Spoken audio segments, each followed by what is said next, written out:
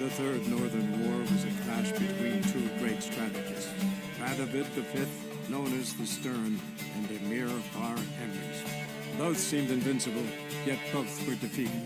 Nilfgaard, invading from the south, was repelled in the field, while the north's supreme leader fell victim to assassins. Yet Redania stood victorious, and the man who had thus far operated in shadow took up the reins of power. That man was Sigismund Dijkstra. Once firmly in the Chancellor's seat, Dijkstra ruled the victorious North in his patently cynical and ruthless manner. He knew that to preserve peace, he would need to prepare for war.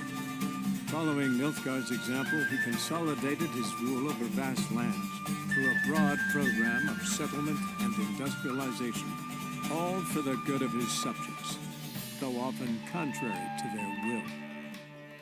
As long as his armies went from one victory to the next, Emir's subjects remained boundlessly obedient. When a string of humiliating defeats proved Emrys fallible, the opposition, thus far secret, attacked. The subjects of the Emperor who had danced on the graves of his foes laid him to rest in a tomb of his own. Many islanders believed Svanrige would be no more than his ambitious mother's puppet. The young king proved them wrong, ignoring her whims and ruling with an iron hand all his own. Tired of the Jarls and their endless feuds, he resolved to turn the Isles into an absolute monarchy, modeled after those of the continent.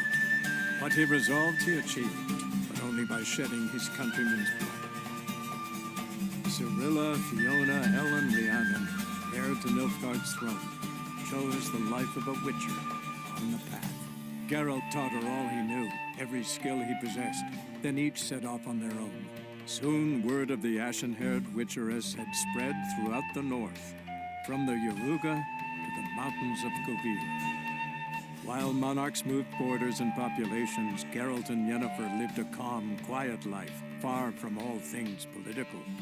They breakfasted well after noon, more often than not in bed, and passed the days on lazy strolls and long conversations.